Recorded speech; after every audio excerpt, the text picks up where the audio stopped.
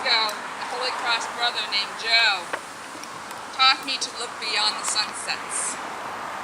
He said if I looked at the other end of the sky, across from the sunset, I would see amazing views of pinks and blues and purples that are often neglected.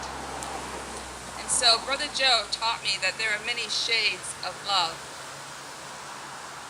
We start by experiencing love from the perspective of a young child. And oftentimes, when a child's needs are met by crying or a wet diaper or being fed, and they are tended to, they learn to trust. And that is one of their first experiences of love. And then we begin to grow. And as children, we make friends and connect with siblings. And we find out that there are some problems that parents can't fix, and that a Kool-Aid or a popsicle or a Band-Aid just aren't going to make better. And our parents have to let us experience that sometimes love engages hurt. But when we dare to love, we can move beyond the hurt. And then we begin to get a bit older. And we begin to struggle with who we are and who are we called to be and what are we meant to do in life. Some people are airline pilots. We see ourselves not only in the eyes of the mirror, looking back at us, but we also come to see ourselves as colleagues or friends or acquaintances or even strangers see us. And through it all, we try to discern the color, the shade of who we have been created to be. Then at some point we come across a truly wondrous love, romantic love.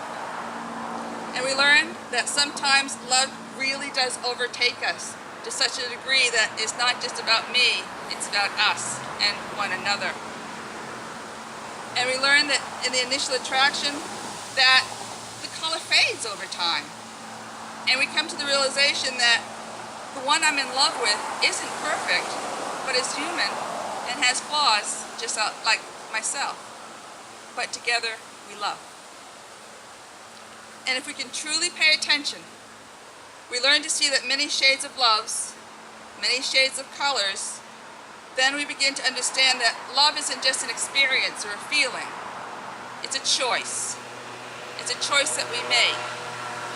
And when we dare to choose to love, then we engage the divine color, because that's when we recognize God's presence in our lives. Because God is the richest, truest color that emanates from all of our beings and gives us the ability to make promises and to commit to one another, as the two of you are doing today, Mary and Martha. The love that you promise for each other today in the real world of hope and trust, of struggle and want, of good days and not so good days. You're able to make that promise because it is rooted in God's promise that goes before you, which is stronger than all things. And in God's promise of love and of hope, all things are possible. Together, the colors in your lives weave beautiful threads in a new tapestry. You've been together 16 years. But today there's a new thread that's going to be woven into that tapestry of your lives, rooted deeply in God's love and hope in the two of you together. Brother Joe taught me that to see colors I hadn't realized were there before. And Mary and Martha, I suspect that each of the people here have taught you how to see colors of love that you had not known existed before you met them and they came into your lives. People gathered here have known you and are not surprised by your goodness. They have stood with you in the good times and the hard times, and have shared in helping you to learn to love throughout your lives. These are the people gathered that taught you how to love.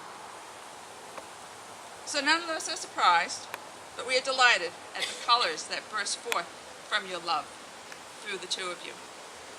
And together each of us offers our prayers for your work of art, your love, that will continue to grow in depth and in height and many new colors for many years to come.